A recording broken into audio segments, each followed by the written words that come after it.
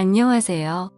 제 아내는 상당히 미인이었고 차림새도 근사했습니다. 바로 아내에게 반했고 반년 정도를 아내에게 끈질기게 구했습니다.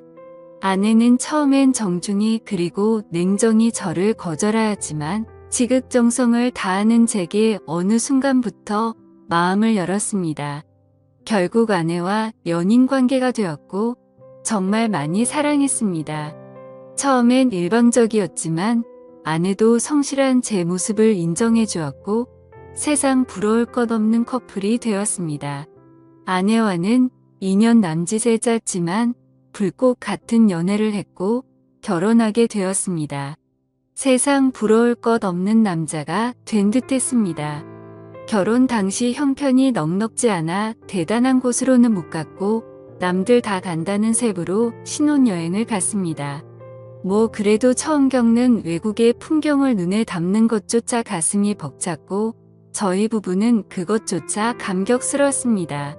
뭐 제 생각이지만 아내는 다를 수도 있었겠네요. 그래도 별탈 없는 신혼여행을 보냈고 거기서 첫째를 갖게 됩니다. 지금 생각해도 아이는 제 축복이고 제 인생의 절반 이상을 차지하는 소중한 존재입니다. 신혼여행을 다녀온 뒤 임신한 아내는 직장을 그만두었고 전업주부의 길로 들어섭니다. 활동적이고 사교적이었던 아내의 입장에서는 상당히 힘들었을 수도 있었겠네요. 무료하다는 이야기를 종종 했었으니까요. 저는 결혼 전부터 식당을 운영하고 있었습니다. 김치찌개집이었는데 어머니 손맛이 상당히 좋아 그 비결을 이어받아 가게를 내었고 장사를 하게 되었습니다. 장사는 잘 되었습니다. 20평 남짓의 작은 가게라 많은 수입이 있진 않았지만 그래도 남들 먹고 사는 정도 이상은 벌었던 것 같습니다. 사실 제가 가방끈이 조금 짧았고 이 정도 벌이에 안정적인 삶을 살 수 있다는 것에 감사하며 살았습니다. 임신한 아내와 뱃속에 있는 아이를 생각하며 열심히 장사를 했습니다. 그리고 신혼여행 10개월 후 저희는 세상에서 가장 빛나는 보석을 얻게 됩니다. 너무 사랑스러웠어요. 저에게는 아내와 아이가 동기부여가 되었고 2호점까지 내게 됩니다.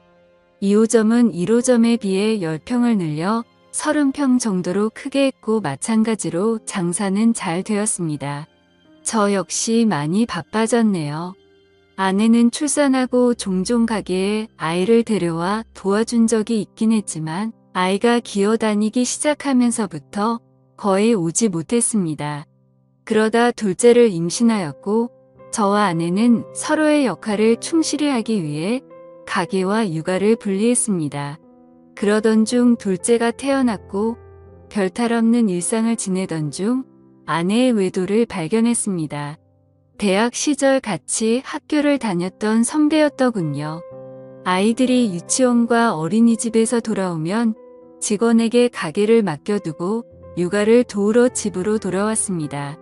아내는 취미 생활을 해보겠다고 테니스와 수영을 등록했고 제가 집으로 오면 나갔습니다.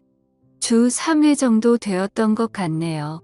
아내는 외출을 하면 자정을 기본으로 넘어 들어왔습니다. 무슨 수영 강습이 그리 오래 걸리냐고 물어보며 강습 후 모임이 있다거나 친구를 만난다고 둘러댔습니다. 처음엔 육아 스트레스에 많이 지쳐 그러려니 했습니다. 오히려 잘 놀다 오라는 말까지 했습니다. 가게 2개를 운영하며 잘 못 챙겨준 것도 미안했으니까요. 날이 밝아서 들어온 적도 종종 있었습니다. 그건 좀 아닌 것 같아서 그때마다 저는 화를 내었고 부부싸움으로 이어졌습니다. 그러던 중 종종 들르는 인터넷 커뮤니티에 다른 사람이 작성한 아내의 불륜 사연을 보았고 그때부터 찜찜한 기분이 들었어요. 어느 날 와이프 핸드폰을 몰래 보았습니다. 한 남자와 주고받은 카톡이 있었습니다. 내용을 보니 가관입니다. 그 남자의 은밀한 사진과 아내의 은밀한 사진들이 교차되며 대화가 오갔고 차마 입에 담기 힘든 낯뜨거운 대화들이 담겨져 있었습니다. 세상이 그렇게 믿었던 아내의 불륜이 이렇게 제게도 찾아왔습니다. 주저앉았고 망연자실했습니다. 한참 허공을 바라보다가 화가 치밀어 다 뒤집어 엎어버릴까 하다가 차분히 생각할 시간을 가졌고 다음날 아내에게 조용히 말을 꺼냈습니다. 와이프는 당돌하게도 왜도 사실을 순순히 인정하네요. 아니라고 해명이라도 하길 바랐는지도 모릅니다. 뭐 증거가 그리 나왔으니 발뺌하기도 어려웠겠지만요. 아내를 다그쳤고 저는 남자를 만났습니다. 카톡 내용을 들이밀었습니다. 그 남자도 처음 겪는 일이고 무서웠는지 저한테 있었던 일을 다 말해주더군요. 대학 선배였고 졸업 후 과 모임에서 만나 정을 키웠다고 합니다. 물론 아내가 애 딸린 유부녀인 것도 모두 알고 있었고요. 이야기를 들어보니 이 두 년 놈들 대단합니다. 가장 황당했던 사건은 주말에 저는 일이 있어서 못 갔던 여행을 그 남자와 아내 그리고 저희 아이들과 같이 갔답니다. 경기도 외곽에 펜션을 잡아 마치 아무 문제 없는 부부처럼 아이들과 함께 놀았고 심지어 1박을 하고 왔습니다. 당시엔 제가 일이 있어서 너무 미안해했고 친구네 부부와 간다고 하여 아무 의심 없었거든요. 그런 줄로만 알았었는데 아이들 입단속을 얼마나 잘 시켰는지 저는 전혀 모르고 있었습니다. 심지어 아내에게서 교차 체크한 결과 그날 부적절한 행위까지 했다고 자백받았습니다. 어떻게 사람이 이럴 수 있을까요? 아이들을 방에 재우고 다른 남자와 바람을 피울 수 있는지 지금 생각해보면 이건 도저히 사람으로서 용서가 안 되는 일이었지만 무릎 꿇고 사과하는 아내에게 그간의 정이 남아있어 바보 같게도 저는 용서를 해주고 맙니다. 제가 등신이 많네요. 그때 봐주는 게 아니었는데 애들도 둘이나 있고 처음 당하는 일에 어안이 벙벙했단 터라 애석하게도 저는 용서를 해주었습니다. 미친 듯이 화가 났지만 그래도 아내를 너무 사랑했습니다. 모든 게 못난 제 탓이려니 했고 앞으로의 미래만 보고 원상태로 돌리려 많이 노력했습니다. 주말이면 아내와 아이들과 함께 매주 놀러갔고 의식하지 않으려 그간의 일들을 입 밖에 꺼내지도 않았습니다. 아내도 많이 달라지는 듯 했고 자정이 넘어서에 들어오던 위험한 외출은 거의 없어졌습니다.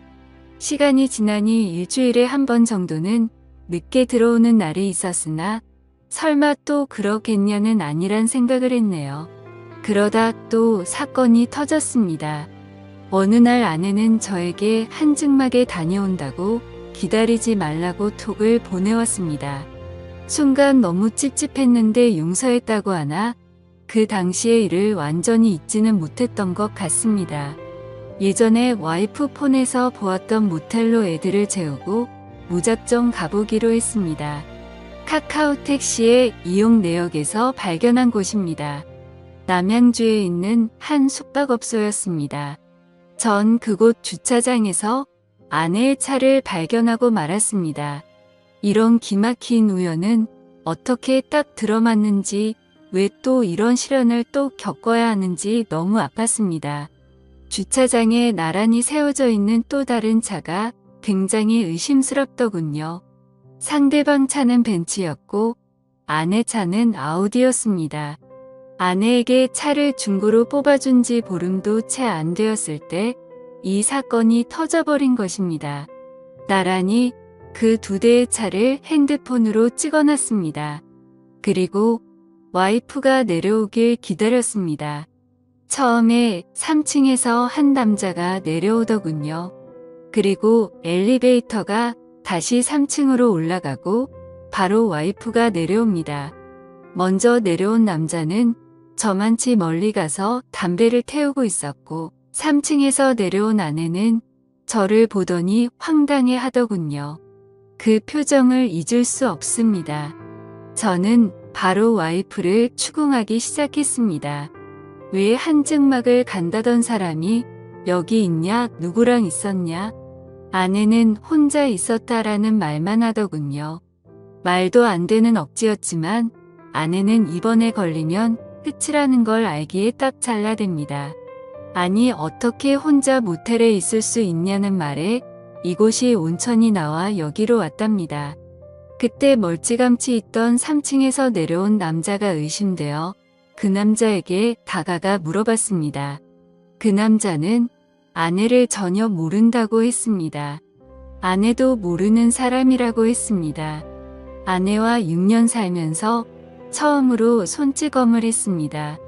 아내를 데리고 모텔 3층으로 올라갔습니다. 몇 호에 있었냐고 물어보니 대답을 안 해주더군요. 혼자 있었으면 몇 호에 있었는지 말해보라고 화를 내었고 끝까지 대답을 못하자 저는 1층 로비로 갔습니다. 사정을 얘기하고 마스터키를 받은 후 아내가 있던 방을 열어보았습니다. 역시 혼자 있었던 게 아니었습니다. 침대 이불이 이 사건을 말해주더군요. 그런데도 불구하고 끝까지 혼자 있었던 말에 전 화가 났습니다. 추후 알게 된 내용이지만 아내는 그냥 아는 오빠 동생 사이고 그곳에서는 서로 다른 방에 있었다고 말하고 있습니다. 서로 아는 오빠 동생 사이고 같은 모텔에 같은 시간 같은 3층에서 있었지만 서로 다른 방에 있었다고 합니다. 이 말을 누가 믿을 수 있겠습니까? 아는 동생한테 벤츠 차량 조회를 해봤더니 수원 자동차 매매단지 매물이라고 하더군요. 맞습니다. 그 남자는 중고차 딜러였습니다.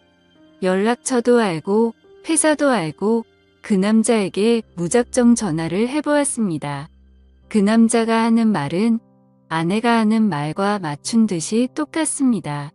아내는 아는 동생이고 본인은 다른 방에 있었다고 합니다. 온천하러 갔었다고요. 이거 가능한 일입니까? 결정적 증거를 잡지 못해 그 후 아내와는 상당히 불편했고 대화도 하나 없는 냉랭한 관계가 되었고 이때부터 아내와 별거하기 시작했습니다. 아내는 수원에 있는 처전에서 지내겠다고 집을 나갔고 저는 아이들을 돌보고 있습니다. 식당을 운영 중이라 저는 점심만 봐주고 나머지 시간은 아이들을 케어하며 생활했습니다. 둘째 생일 아내가 저에게 문자를 보냈습니다. 아이 생일이니 같이 밥 먹고 싶다고요. 그래서 집으로 오라고 했습니다. 서로 너무 불편하고 껄끄러웠지만 뭐 어쩔 수 있나요? 아이들과 나가서 외식 후 촛불을 불어줬습니다. 아이들은 엄마 언제 돌아오냐 하며 계속 칭얼댑니다. 그렇게 식사를 마치고 아내는 집으로 와서 할 이야기가 있다고 시간 좀 내달라고 합니다. 아내는 이미 저에게 모든 정이 사라진 상태이며 이혼을 결심했고 빠른 시간에 정리하자고 합니다. 어느 정도 예상은 했지만 직접 아내 입에서 그 말을 들으니 정신이 멍하다군요. 사실 제가 거기서 그러면 안 되는 거였는데 아직 아내를 사랑하고 있기 때문에 아내를 설득했습니다. 참 비참하고 억울했습니다. 제가 다그치고 아내는 빌었어야 하는 상황에 오히려 제가 설득을 하고 회유를 하는 상황이었으니까요. 아이들은 어쩌냐. 아직 우리 다시 해볼 수 있는 거 아니냐. 집으로 다시 돌아와라. 수차례 설득을 했지만 뭐 마음이 확실히 떠났는지 완강하게 거절합니다. 뭐 저도 대화를 하다 보니 어느 정도 포기가 되었고 소송 이혼을 하고 싶었지만 합의로 최대한 아내에게 맞춰주었습니다. 자동차와 적금 2천만 원, 현금 5천만 원 주기로 하였고 양육비는 안 받는 걸로 했습니다. 그래도 한때는 뜨겁게 사랑했던 그 여자를 그렇게 보내주었습니다. 그날 모텔에서 있던 사건은 의문만 남기고 끝나게 되었네요. 다 잊기로 했습니다. 지금 아이들은 어머니께서 와주셔서 케어해 주시고 저도 일찍 퇴근하여 같이 보고 있습니다. 다행히 아이들에게도 익숙한 일상이었던지라 큰 무리 없이 잘 커주고 있습니다. 훗날 어느 정도 성장했을 때 저를 원망할 수도 있겠지만 최대한 부족함 없이 키워줄 예정입니다. 아이들 성격이 많이 밝아요. 항상 웃음을 입가에 머금고 살거든요. 세상 소중한 우리 아이들. 아빠가 미안합니다. 여기까지 제 이야기는 끝입니다. 긴 사연 들어주셔서 감사합니다. 그런데 과연 서로 알고 있는 두 남녀가 같은 날 같은 층방에서 아무 일 없이 있었다는 게 가능한 이야기일까요? 오늘의 사연 들어주셔서 감사합니다. 여러분의 생각은 어떠신지 댓글 달아주세요. 재미있게 시청하셨다면 구독, 좋아요 부탁드립니다. 감사합니다.